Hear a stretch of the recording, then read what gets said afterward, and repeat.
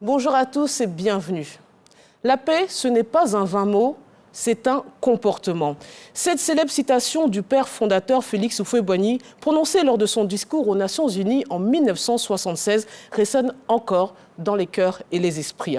À l'occasion de la cérémonie de remise du prix Félix Houphouët-Boigny UNESCO pour la recherche de la paix, Ça fait l'actualité revient sur cette notion fondamentale qu'est la paix.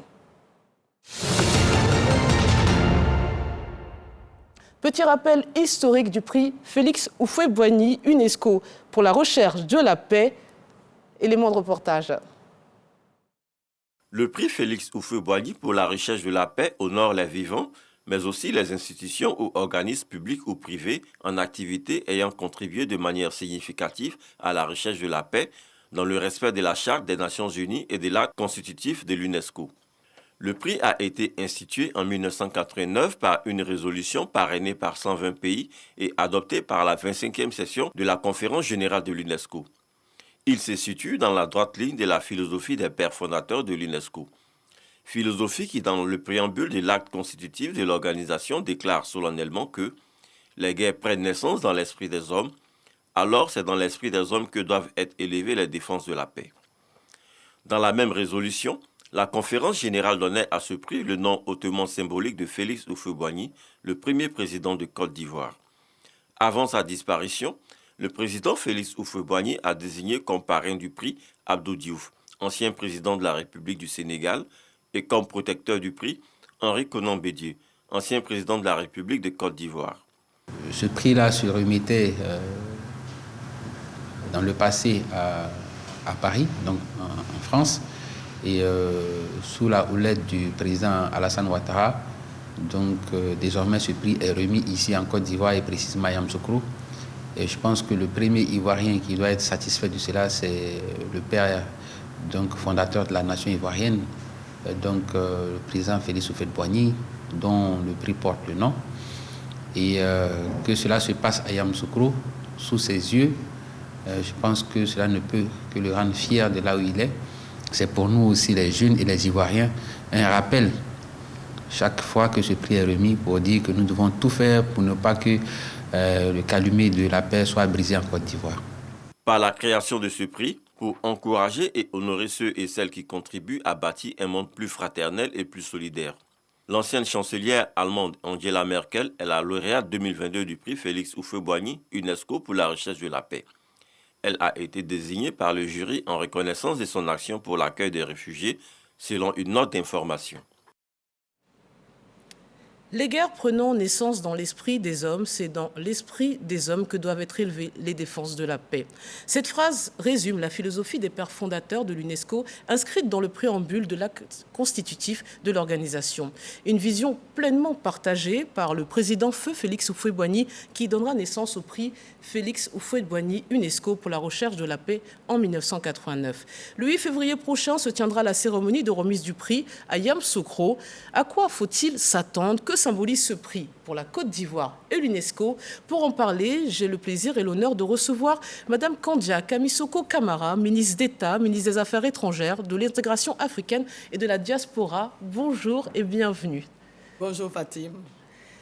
Face à vous, et peut-être aussi à vos côtés, Monsieur Firmin Edouard Matoko, sous-directeur général, secteur pour la priorité Afrique et les relations extérieures de l'UNESCO. Bonjour et merci d'avoir accepté notre invitation. Bonjour, bonjour à tous et à toutes. Alors ce prix, je le disais en entame de l'émission, porte le nom du père fondateur de la Côte d'Ivoire. Madame la ministre, pourquoi associe-t-on son nom à la paix? Merci Fatim. Vous savez que le nom Félix Houphouët-Boigny rime avec la paix. Parce que son Excellence, M. Félix Houphouët-Boigny, a consacré toute sa vie, certes, à l'amélioration des conditions de vie de ses compatriotes, mais surtout à la culture, à la préservation de la paix. La paix en Côte d'Ivoire, la paix dans le monde. Ici, en Côte d'Ivoire, tout le monde a vu comment il a tendu la main à tous les Ivoiriens.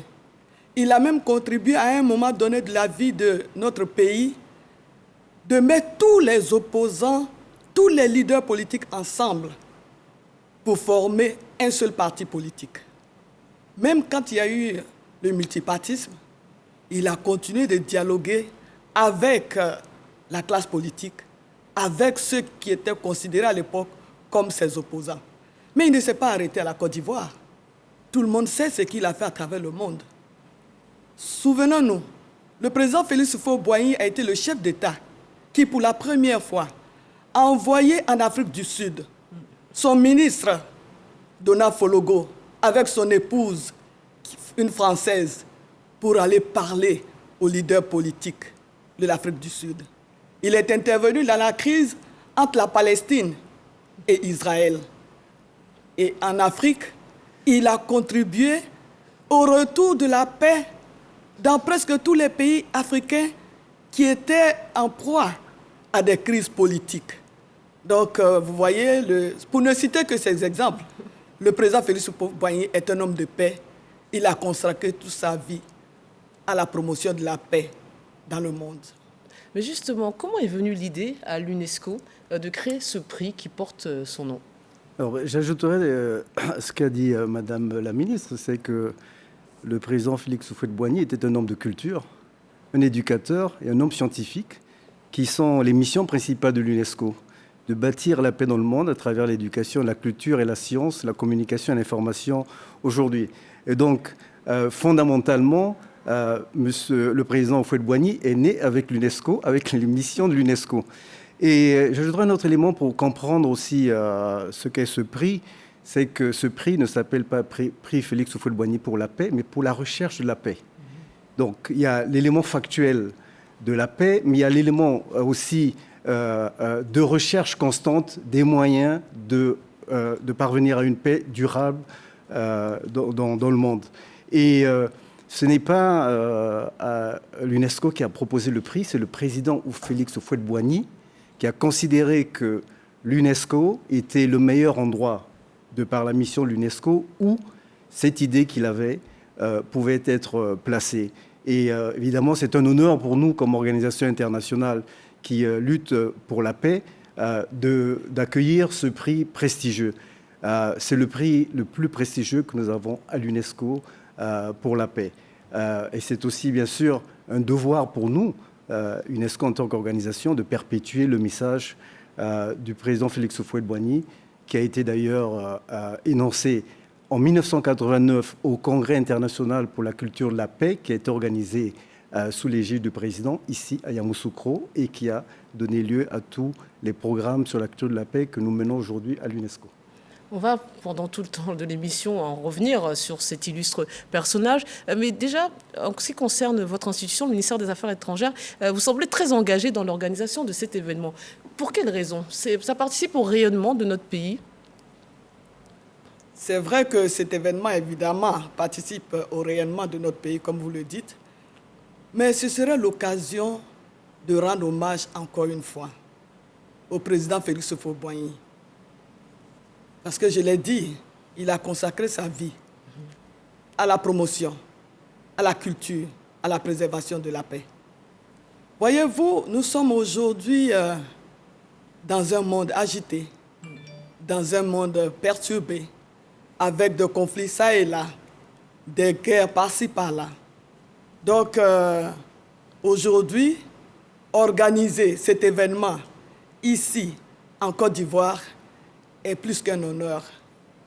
Un honneur parce que c'est l'occasion pour le monde entier de rendre hommage au président Félix Houphouët-Boigny pour ses œuvres, pour la paix. C'est un hommage à la Côte d'Ivoire.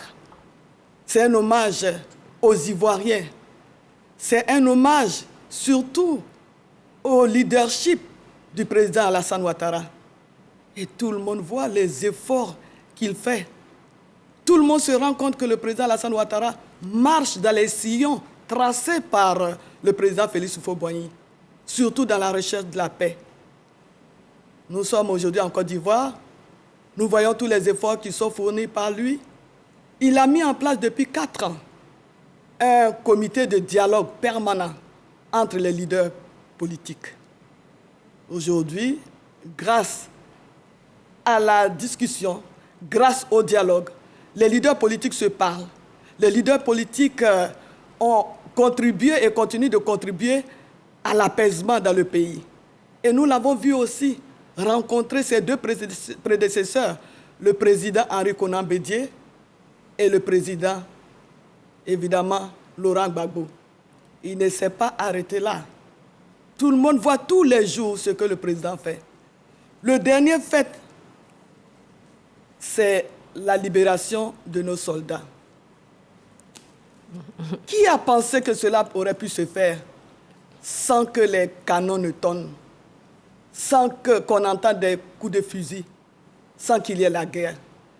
Mais le président Alassane Ouattara, pendant 6 mois, de juillet 2022 jusqu'à récemment, le 7 janvier 2023, il a procédé par le dialogue, par la discussion, par la négociation, afin d'obtenir la libération de nos soldats.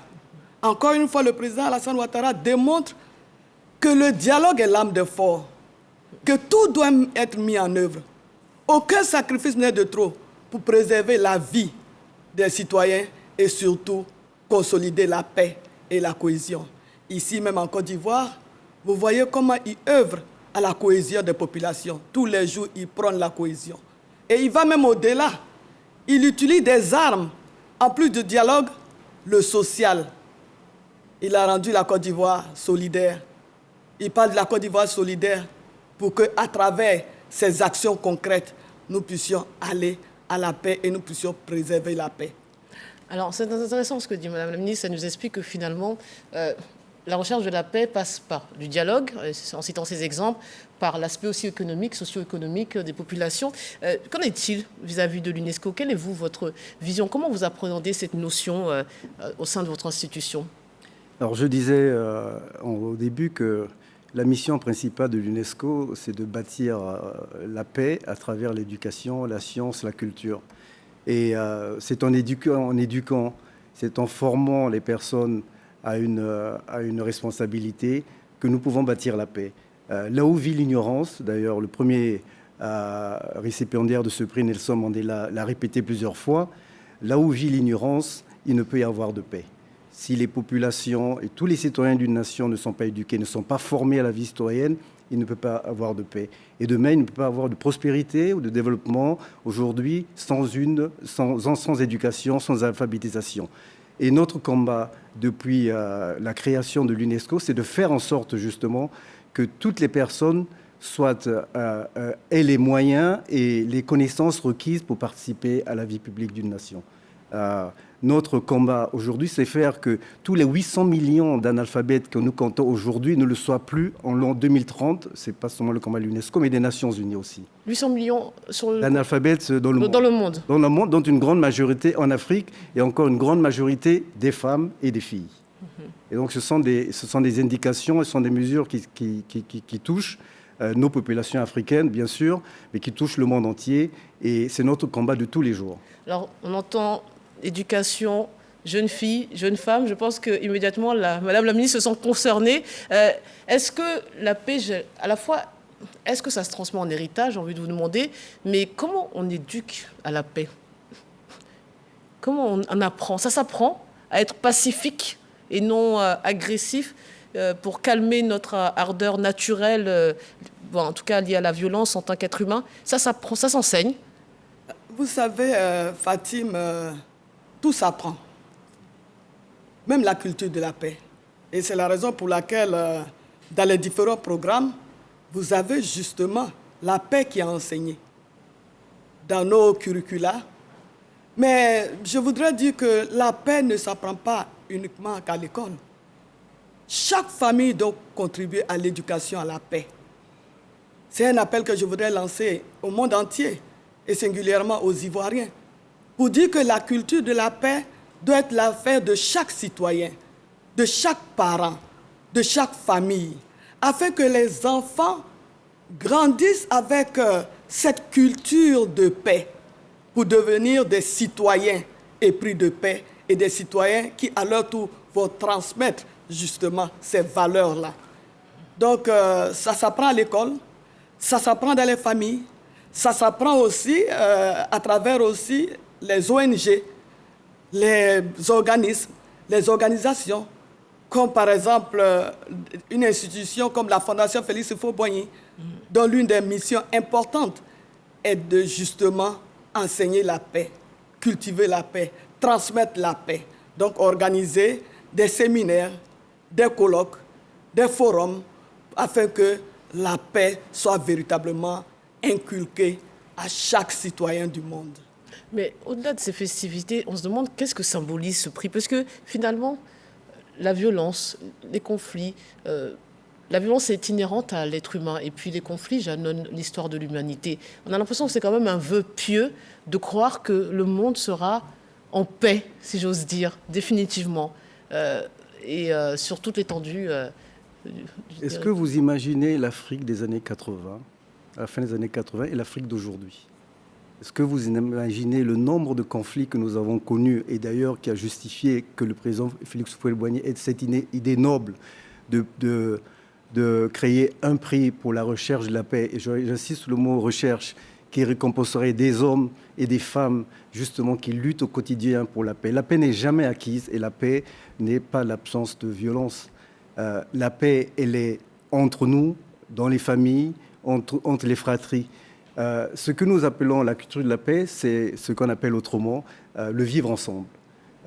Accepter la diversité, accepter l'alternité, accepter qu'il y ait des gens différents avec lesquels on peut vivre. Ce sont des comportements, ce sont des valeurs qui se transmettent de génération en génération, comme a dit Madame la ministre. Mais nous et je crois que tout le peuple ivoirien et tous les Africains, je crois, n'auraient jamais survécu aux crises que nous avons connues dans les années 80 aujourd'hui si nous n'avions pas foi en ce que la paix est présente. Il faut la cultiver et c'est bien la notion de culture de la paix.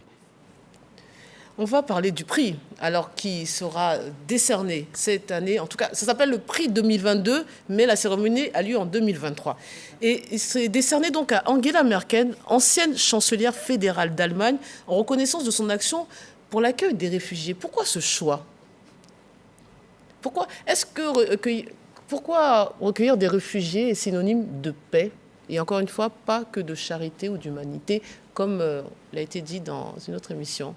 Alors, je pense qu'il est utile aussi pour celles et ceux qui nous écoutent de savoir que le prix n'est pas décerné par l'UNESCO en tant qu'organisation ou par le secrétariat de l'UNESCO, ni par la directrice générale, mais par un jury international composé de hautes personnalités de tous horizons. Le jury de cette édition 2022 est présidé par le docteur Mukwege, prix Nobel de la paix, accompagné de Michel Camdessus, ancien président de la Banque mondiale, de Thomas Pesquet, astronaute de renommée internationale, de M. Santiago Gamboa, écrivain colombien aussi de renom.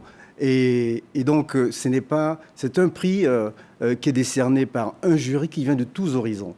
La reconnaissance qui a été faite à Mme Angela Merkel est motivée par le fait qu'au plus haut de la crise des réfugiés syriens, elle a eu le courage, contrairement à d'autres pays avoisinants, de déclarer haut et fort que l'Allemagne recueillait tous les réfugiés sans restriction. Et c'était un acte de courage à ce moment-là, pour ceux qui ont suivi l'actualité en Europe, au moment où beaucoup de ces Syriens, de ces familles syriennes n'arrivaient pas à être accueillis, ne pouvaient être accueillis dans d'autres pays d'Europe. Elle a eu ce courage, elle a continué à défendre cette conviction et le jury a estimé que c'était une façon de contribuer à la paix et que ça valait cette récompense. Je voudrais aussi ajouter quand même que le prix innove en 2022. Le jury innove en 2022 parce qu'aux côtés de Mme Angela Merkel, une mention d'honneur est attribuée à une jeune dame qu'on aura l'occasion de voir aussi à Yamoussoukro, Julienne Lusenge, qui est une militante des droits de l'homme et de la femme, qui milite contre les violences contre les femmes et les enfants en temps de guerre, notamment dans l'Est du Congo. Et je crois que là aussi, le prix de cette distinction donne toute la largeur et la mesure de ce que le prix symbolise pour l'UNESCO et pour tout le monde aussi, bien sûr. Quel est votre sentiment sur ces récipiendaires, en tout cas la lauréate une femme, ancienne femme d'État, et une autre femme, deux femmes déjà, plus dans le social, sur le terrain, pour aider les autres femmes. Comment cela vous interpelle, le choix du jury? D'abord, moi-même, en tant que femme, je suis très heureuse, très fière que ce soit deux dames, deux personnalités féminines qui ont été choisies justement pour avoir ces prix, surtout Madame Angela Merkel qui a le prix et puis Madame Mosendje qui a la mention spéciale. Et je suis heureuse parce que, en fait, vous savez, la paix s'enseigne, mais la paix aussi peut se transmettre par exemple, par modèle. Et aujourd'hui, elles sont des modèles, elles sont des exemples à copier, je dirais, parce qu'elles ont posé des actes, pas seulement en chantant la paix, mais des actes qui contribuent justement à la préservation de la paix. Que ce soit Mme Angela Merkel, que ce soit Mme Mosendje. Et si je veux aller plus loin, je reviendrai au président Alassane Ouattara, qui vient de donner une leçon au monde entier. Au moment où, pour peu, des pays se mettent à faire la guerre, pour peu, nous avons des guerres, nous avons des conflits partout dans le monde. Le président Alassane Ouattara a démontré que malgré la gravité d'une situation, à travers le dialogue, la diplomatie, on peut obtenir la paix. Donc, ce sont des modèles. Nous disons parfois, il faut enseigner par l'exemple. Il faut enseigner par un modèle, par le modèle. Et je pense que ces dames-là, c'est ce qu'elles viennent de faire, comme le président Alassane Ouattara l'a fait aussi, en montrant l'exemple aux autres, pour dire qu'on peut justement obtenir la paix. Et comme le président Félix Houphouët-Boigny l'a dit, vous savez, il a dit, pourquoi faire la guerre alors qu'à la fin de la guerre, on sera obligé de s'asseoir, donc de dialoguer. Alors, mieux vaut commencer par le dialogue pour préserver des vies humaines, pour préserver des déplacés, des crises sociales, etc. etc. Donc, je suis en tout cas très fier du choix qui a été fait par le jury du prix Félix Houphouët-Boigny. On va revenir après sur la Côte d'Ivoire, l'héritage de Félix Houphouët-Boigny par ses successeurs, et puis aussi, comme vous le disiez, c'est vrai, la crise des 49 soldats qui aurait pu s'empirer, et donc comprendre en fait quels sont les outils, les mécanismes à utiliser pour éviter le pire. Mais d'abord, je voudrais qu'on revienne, si vous le permettez, sur ce parallèle que l'on fait malgré nous entre le prix Nobel de la paix et le prix Félix Houphouët-Boigny, puisque ce sont les prix les plus connus. Et il est vrai que ce sont souvent les mêmes lauréats. Mais vous me disiez que c'est le prix Félix Houphouët-Boigny qui inspire le Nobel. Racontez-nous ça. Alors, si vous me permettez, je vais revenir en arrière pour ne pas faire de tort à personne, parce que j'ai pas cité deux autres éminents membres du jury. D'abord, la princesse Sidi Haït, femme de science et ambassadeur bonne volonté de l'UNESCO, et l'acteur connu pour ses luttes sociales aussi à travers l'écran, Forest Whitaker, ambassadeur bonne volonté de l'UNESCO. Alors, oui, alors c'est deux prix qui aspirent à la même chose, mais qui ont des motivations différentes. Le prix Nobel est un prix plutôt politique qui s'inspire sur des considérations politiques. D'ailleurs, on peut voir les personnes à qui il est attribué, tandis que le prix Félix Houphouët-Boigny est un prix, je dis encore, qui récompense des gens de terrain, des gens qui recherchent la paix par tous les moyens, qui sacrifient leur vie aussi, et probablement des personnes que l'on ne voit pas.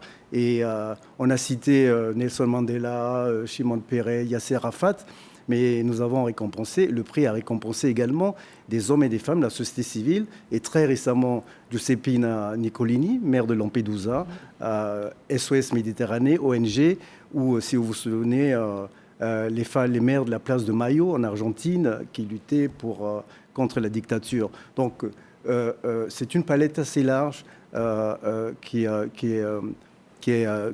le jury considère en attribuant le prix. Alors la symbolique,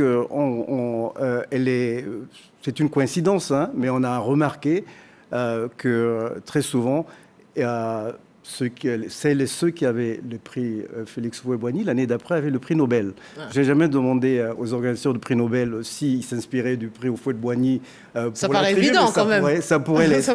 Mais nous en sommes fiers en tout cas. Nous sommes fiers d'avoir institué ce prix. Et je dis encore, dans toute la galaxie du système des Nations Unies, c'est le seul prix qui existe à ce niveau de prestige international sur la paix. Et soyons fiers en tant qu'Africains.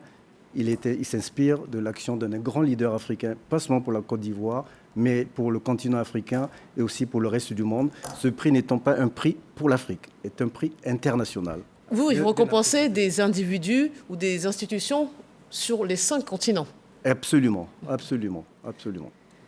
Madame la ministre, concernant justement ce parallèle avec le prix Nobel et le fait que ce soit un pays africains qui soient associés, au-delà de la fierté que ça inspire aux Ivoiriens, qu'est-ce que ça nous dit? Est-ce que ça ne doit pas nous responsabiliser un peu plus, nous, Ivoiriens, puisque finalement, on va être la vitrine du monde avec ce prix. On va parler justement de ce passé qui a été fragilisé à un moment dans notre histoire.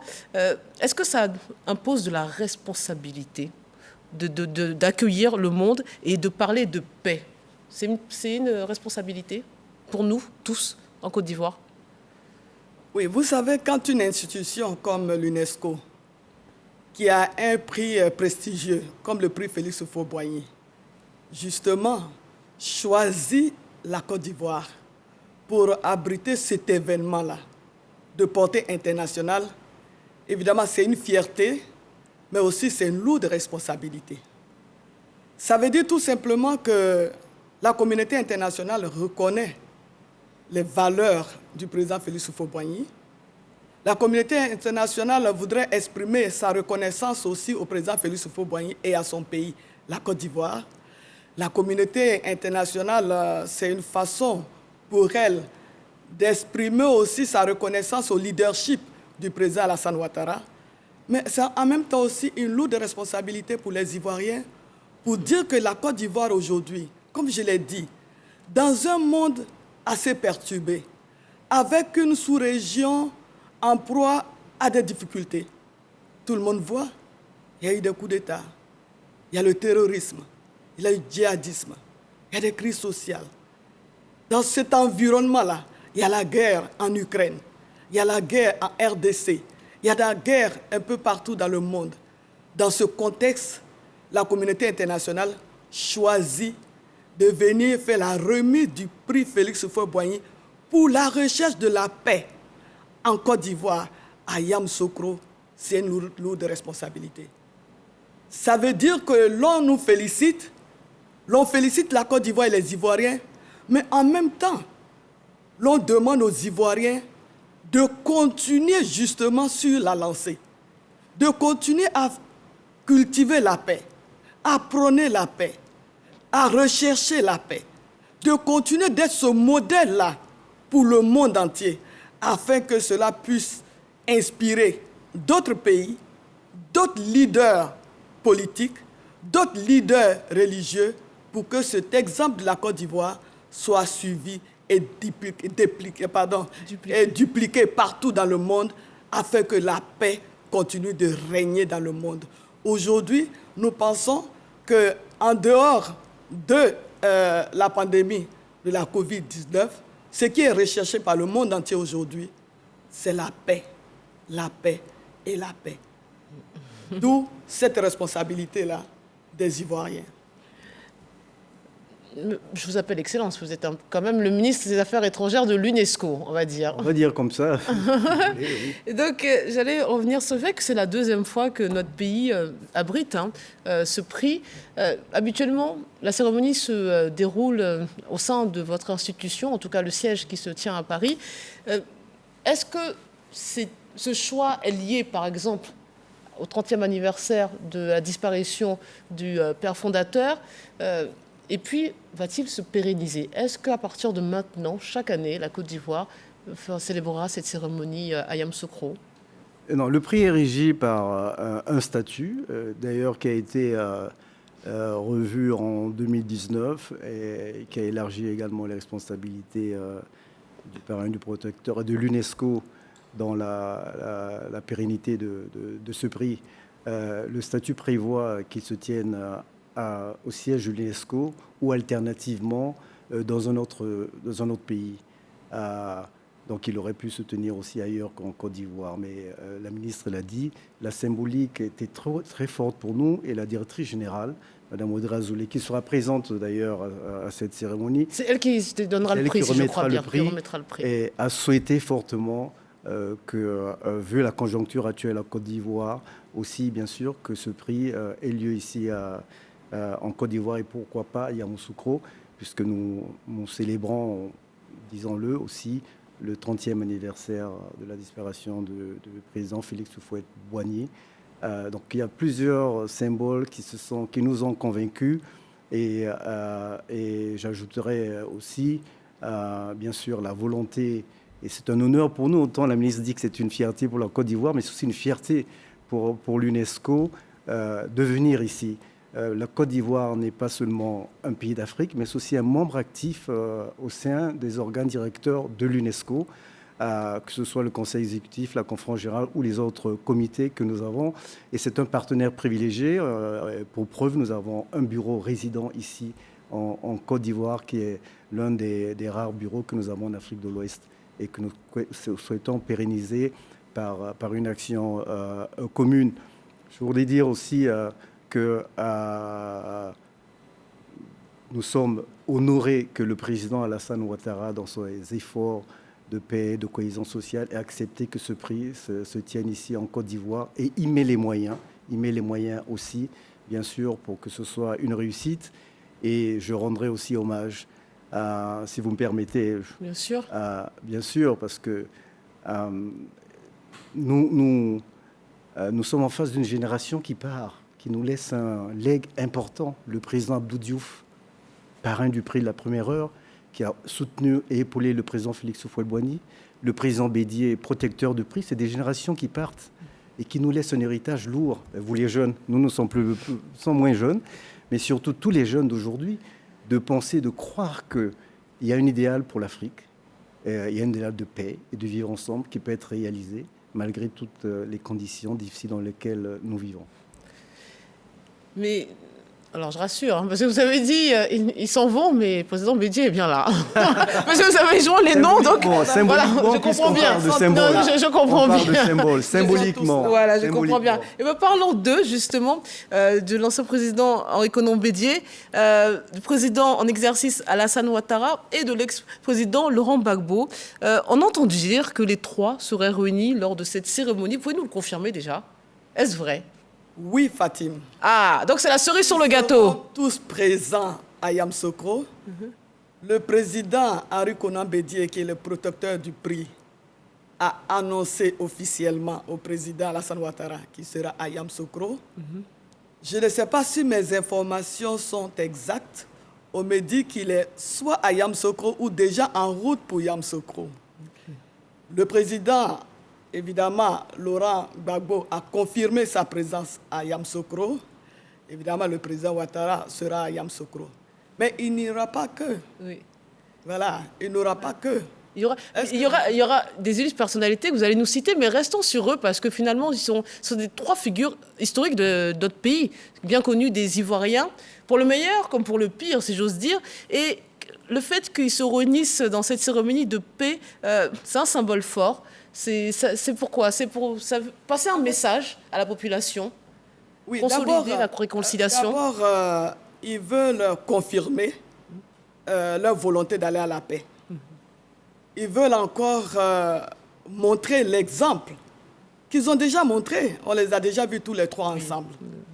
Donc, ils seront là tous les trois, justement pour laisser un message aux Ivoiriens, un message de cohésion, un message de vivre en paix, un message de culture de la paix et un message de vivre ensemble. Pour dire, certes, il peut y avoir des divergences politiques entre nous. Oui, c'est possible parce que nous sommes des êtres humains. Mais il y a d'abord la Côte d'Ivoire. Et pour la Côte d'Ivoire, nous devons nous mettre ensemble. Donc c'est cette symbolique-là que nous aurons à Yamoussoukro le mercredi 8 février, avec la présence du président Alassane Ouattara, du président Henri Konan Bédié et du président Koudou Gbagbo Lora. Donc, message important, des personnalités aussi venues des quatre coins du monde. Est-ce que vous pouvez nous citer des noms de ce que vous savez? Bon, bien sûr, Madame Angela Merkel, mais au-delà d'elle. Oui, en plus de l'ancienne chancelière allemande, Madame Angela Merkel, il aura le parrain du prix, mais qui sera représenté. Parce que comme il a dit, le parrain du prix, c'est le président Abdou Diouf, mais évidemment, il ne peut pas se déplacer. Mais il se fera représenter par le président Macky Sall. Donc, le président Macky Sall sera là en tant que représentant du parrain du prix, le président Abdou Diouf.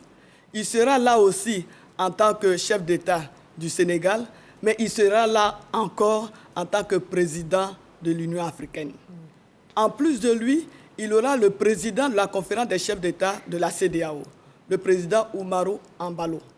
Il aura le président du Ghana, Nana Akufo-Addo, qui sera là. Il aura le président du Libéria, le président George Weah sera là. Il aura la vice-présidente du Gabon, qui a confirmé sa présence. Il aura le président de la Commission de l'Union africaine, le président Mohamed Faki. Mahamat Faki, qui sera là. Il aura l'ancien directeur général du FMI, M. Kamdessu, qui sera là. Et puis, bon... Et puis j'ajouterais du côté de l'UNESCO, bien sûr, les plus grands dirigeants des organes directeurs que je citais tantôt, le président de la conférence générale de l'UNESCO, M. Santiago Mourao, ambassadeur de Brésil auprès de l'UNESCO, et la présidente du conseil exécutif de l'UNESCO, Mme Tamara Ramastovic, ambassadeur de Serbie auprès de l'UNESCO, qui sont les deux plus hautes personnalités de l'UNESCO, qui les accompagneront, en plus des ambassadeurs du Sénégal, de l'Angola, président du groupe Afrique auprès de l'UNESCO, bien sûr les ambassadeurs d'Allemagne et bien d'autres ambassadeurs présents à l'UNESCO qui nous accompagneront au cours de cette cérémonie. Donc c'est vous dire que nous serons petits dans cette grande assemblée. Et nous donc alors, si vous êtes petits, nous on est transparents. Mais Mais c'est le signe d'une adhésion très forte de ce prix par toutes ces personnalités et aussi la reconnaissance du fait que venir en Côte d'Ivoire pour faire ce prix est aussi une reconnaissance du travail qui est fait ici par les Ivoiriennes et les Ivoiriens en matière de recherche de la paix. Vous voulez compléter? Oui, je voudrais ajouter que tous les leaders des partis politiques ivoiriens sont invités. Ils ont presque tous confirmé leur présence. Et évidemment, toutes les institutions de la République, ainsi que les corps constitués, en ce qui concerne la partie des syndicats et autres, vraiment, tout le monde est invité. Mais je dirais que vraiment, c'est toute la Côte d'Ivoire qui est invitée. Parce que c'est un honneur qui est fait à la Côte d'Ivoire. C'est un honneur que 30 ans après le décès du président Félix Houphouët-Boigny, que l'UNESCO choisisse Yamoussoukro, sa ville natale. Donc c'est un honneur fait au président Félix Houphouët-Boigny à sa mémoire. C'est un honneur fait à la Côte d'Ivoire. C'est un honneur fait au président Alassane Ouattara. C'est un honneur fait à l'ensemble de la classe politique ivoirienne. C'est un honneur fait à l'ensemble des Ivoiriens. Mais je dirais que c'est un honneur fait à l'Afrique. Voilà, c'est dans un pays africain, dans un pays dans le continent africain, c'est un honneur qui est fait à toute l'Afrique.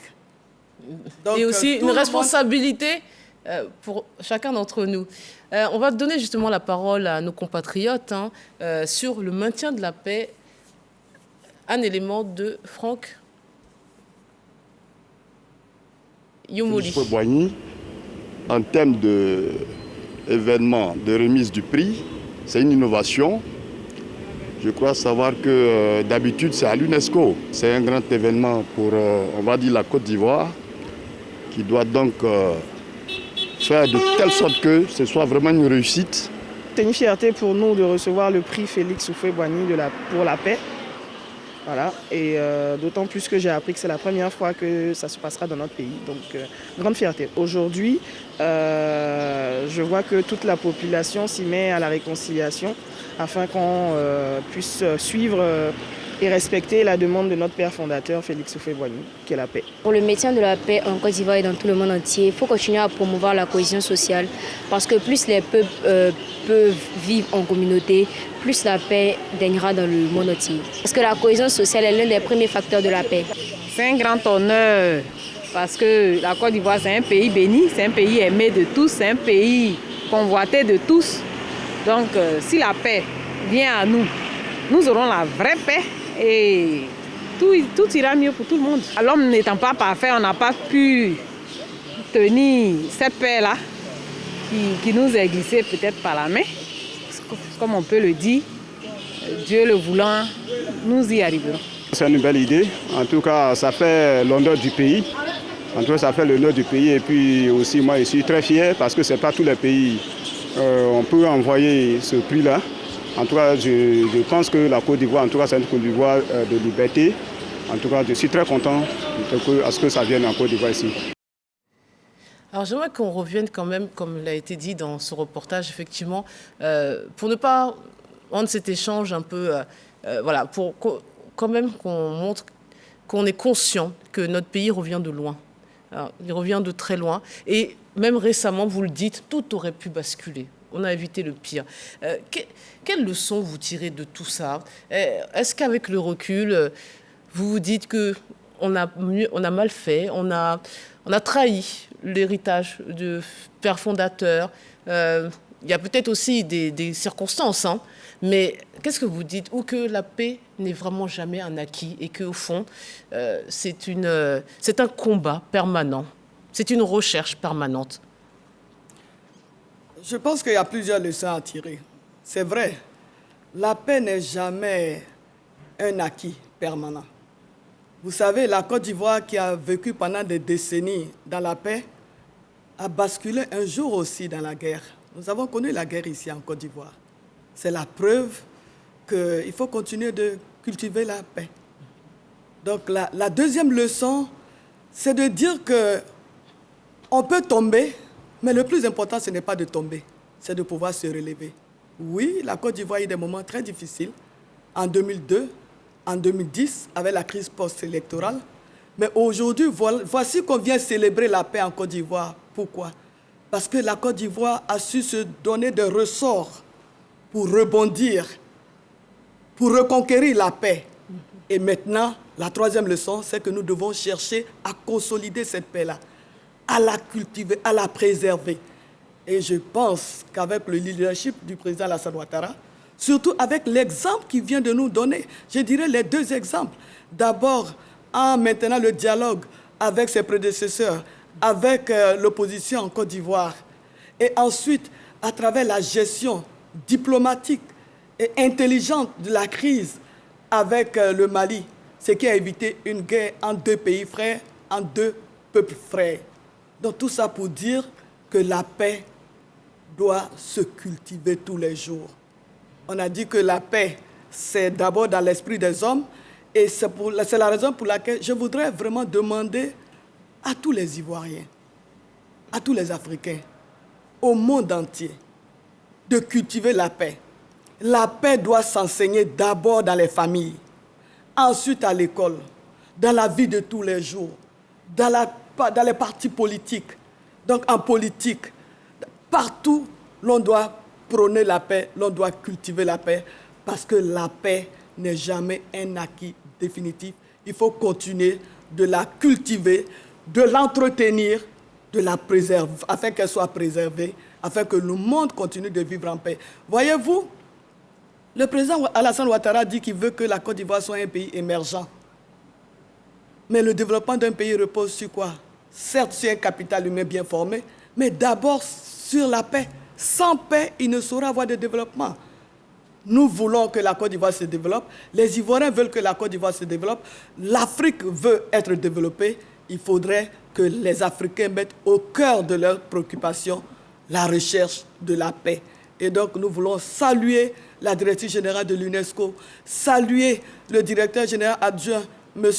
Matoko, ici présent, saluer toutes les autorités de l'UNESCO, saluer les membres du jury, saluer tous ceux qui travaillent tous les jours à la recherche de la paix, à la préservation de la paix, et dire que la Côte d'Ivoire est engagée sur la voie de la paix depuis le président Félix Houphouët-Boigny et le président Alassane Ouattara, qui poursuit l'œuvre du président Félix Houphouët-Boigny. Et je demande à tous les Ivoiriens, à tous les Africains de s'engager dans cette voie-là, afin que la paix règne pour toujours en Côte d'Ivoire, en Afrique et aussi dans le monde.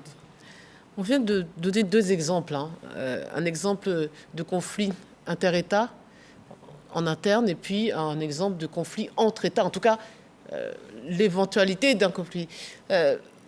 Au sein de votre institution, sont presque représentés tous les États. Quelle est la difficulté que vous rencontrez maintenant? Ce sont des conflits au sein des États ou entre eux? Comment l'UNESCO perçoit l'aspect fragile de la paix? Alors, si vous regardez le panorama international, et on va regarder plus près de nous, en Afrique, je vous disais l'image que nous avions de l'Afrique, que nous avons connue de l'Afrique dans à la fin des années 80, au début des années 90, quand il y a eu toutes les transformations et les bouleversements géopolitiques au niveau international, ont amené à une recrudescence des conflits internes, interethniques, dont le paroxysme qu'il faut déplorer a été le génocide au Rwanda, par exemple. De plus en plus, nous sommes confrontés non plus à des conflits internes ouverts, sauf dans certaines régions que l'on identifie très bien, par exemple à l'est du Congo, mais à des conflits entre États, mais qui ne sont pas des conflits de souveraineté. Ce sont des conflits, en fait, comme celui que nous venons de vivre ici entre la Côte d'Ivoire et le Mali. Ce sont des conflits qui sont contingents à des situations qui n'appartiennent pas aux relations entre les deux États. C'est ce à quoi nous assistons de plus en plus. Alors, si les analystes, si on veut parler des prochaines années, le prochain conflit est déjà qui est apparent. Ce n'est plus les conflits territoriaux, ce n'est plus les conflits sur les frontières, c'est les conflits sur l'eau. Sur la gestion de l'eau, sur le partage des ressources halieutiques notamment. Et nous y travaillons d'ailleurs à l'UNESCO, puisque nous avons une convention justement sur les eaux souterraines, et on vient de célébrer une conférence mondiale sur la gestion des eaux souterraines. Dans 10 ans, si on est encore là, peut-être on en parlera, et peut-être qu'on va récompenser avec le prix Félix Houphouët-Boigny des personnes qui ont travaillé pour juguler ces conflits. Moi, je voudrais dire, et je ne voulais pas oublier ça à la fin, notre lien avec la Côte d'Ivoire, ce n'est pas seulement le prix. Je disais tantôt, la ministre des Affaires étrangères ici, ministre d'État, qui a été ministre de l'Éducation nationale, a travaillé avec l'UNESCO pour mettre en place et réviser les curriculums pour introduire les programmes d'éducation à la paix, à la culture de la paix, ce que fait aussi sa successeur d'ailleurs avec brio à la suite des États généraux de l'éducation. Nous avons... la Côte d'Ivoire a été le premier pays africain à abriter la chaire universitaire pour la culture de la paix à l'université Cocody, qui vient de fêter ses 25 ans. La Fondation pour la recherche de la paix, qui est à Yamoussoukro, donc qui s'appelle aussi Félix Houphouët-Boigny, organise des sessions d'éducation à la paix. Fondation qui est dirigée par le secrétaire général Jean-Noël Loukou, que vous connaissez certainement, de manière régulière. Le patrimoine culturel que nous avons ici, Grand Bassam, etc., nous apprennent aussi que la culture, le patrimoine culturel est un élément de paix. Donc je crois qu'au-delà du prix, qui est une manifestation, pour certains certainement une manifestation populaire, il y a des fondements dans ce pays qui, pour nous, l'UNESCO nous encourage et nous laisse à penser que ce pays peut devenir un exemple sur le reste du continent, comme il a été au temps du président Félix Houphouët-Boigny pour le reste du continent africain. Alors, il nous reste peu de minutes avant que cette émission s'achève. Donc, j'aimerais que vous transmettiez des messages. Vous parliez tout à l'heure à la jeunesse, notamment. Le chef de l'État a décidé que cette année serait consacrée à cette jeunesse. Vous parlez de l'éducation régulièrement. Mandela aussi nous le disait, que c'est la meilleure arme finalement pour changer notre monde et le monde, c'est l'éducation. Qu'est-ce qu'il faut leur dire au-delà des livres scolaires, au-delà de l'éducation à la maison? Comment leur faire entendre et comprendre à toute une génération qui peut-être n'a pas vécu des grands conflits, qui n'ont peut-être pas conscience toujours de ce qu'est l'atrocité des guerres. Voilà, le continent européen en a vécu 2. Comment leur faire comprendre que voilà, la haine, la colère, stigmatiser l'autre, enfin, tous ces comportements qu'on voit déviants peuvent amener à une situation plus importante. Comment leur faire comprendre que ce qu'on partage, que la paix est un bien commun. Voilà. Comment leur faire entendre ça à tous ces jeunes? Et moins jeunes aussi, parce que je ne veux pas les stigmatiser. Hein. Bien sûr. Oui, le président a décrété l'année 2023 comme année de la jeunesse. Et moi, je voudrais dire aux jeunes de Côte d'Ivoire de penser à leur avenir. Justement, en pensant à leur avenir, ils doivent comprendre qu'il faut cultiver la paix, il faut la préserver. Parce que je l'ai dit, sans paix, il n'y a pas de développement, mais sans paix, il n'y a pas de bien-être social. Sans paix, vraiment, la jeunesse n'aura pas d'avenir. Donc, comme les jeunes, eux, justement, attendent beaucoup, puisque jeunes, ils ont un avenir à préparer. Donc, je voudrais demander à tous les jeunes de Côte d'Ivoire de cultiver fortement la paix et la cohésion sociale. Parce que tant qu'il y aura la paix et la cohésion, la Côte d'Ivoire va se développer. Aujourd'hui, regardez tous les projets en cours et même les projets à venir. Tout cela, c'est pour les jeunes. Quels sont ceux qui vont bâtir ces routes, ces ponts, ces centres de santé, ces écoles, ces universités? Mais ce sont les jeunes. Quels sont ceux qui ont des projets? Mais ce sont les jeunes. Quels sont ceux qui ont besoin de moyens pour justement financer leurs projets? Ce sont des jeunes. Donc, tout est entre les mains des jeunes. Moi, je pense que les jeunes même doivent être les premiers acteurs, justement, de la préservation de la paix, pour dire aux adultes, aux aînés, attention, vous avez vécu, vous avez bien vécu, parce qu'il y avait la paix. Nous aussi, nous voulons avoir un avenir radieux. Nous aussi, nous voulons connaître le bien-être. Nous aussi, nous voulons nous épanouir. Donc, nous avons besoin d'un pays en paix pour que justement les autorités qui nous offrent tout ce qui nous offrent, nous puissions en bénéficier. Donc, les premiers acteurs, je dirais, de la paix, ça doit être les jeunes. Mais évidemment, les adultes aussi ont un rôle à jouer. Et c'est la raison pour laquelle je voudrais encore une fois interpeller les familles. Parce que l'éducation d'un enfant, ça prend d'abord à la maison. Justement, le premier éducateur d'un enfant, ce n'est pas le maître de l'école, c'est d'abord le parent, la mère, le père, et puis évidemment les autres membres de la famille. Donc je voudrais que les parents, que les familles jouent leur rôle, prennent leurs responsabilités. Donc que les familles fassent en sorte que leurs enfants grandissent avec ancré justement la culture, la recherche de la paix pour l'avenir de leurs enfants, évidemment pour notre beau pays, la Côte d'Ivoire. Allez, ça... Moi, je ne peux qu'adhérer à ce qu'a dit la ministre, mais je ne veux pas parler à la place des jeunes. Il y a une jeune étudiante qui a bien parlé. Il faut travailler pour la paix. Ne parlons pas à la place des jeunes. Les jeunes parlent pour eux-mêmes et qu'ils investissent toutes les plateformes. Aujourd'hui, ils ont tous les moyens de s'exprimer, contrairement à nous. Et je les encourage à s'exprimer. On leur donne cette occasion-là sur tous les réseaux sociaux, sur toutes les places publiques. Merci. Ce sera le mot de la fin. Donc, message de tolérance et bien sûr d'ouverture d'esprit. Merci infiniment, Madame la Ministre, d'être venue sur ce plateau et de nous avoir donné toutes ces informations concernant ce grand événement qu'organise l'UNESCO et la Côte d'Ivoire ce mercredi 8 février. à Yamoussoukro. Bon, je ne sais pas si je dois donner plus d'indications parce que tout le monde ne pourra pas être présent, malheureusement. Mais en tout cas, ceux qui n'y sont pas, ils seront de cœur. Merci infiniment à vous aussi d'avoir pris part à cet échange. Oui, il y a une conférence justement pour les jeunes.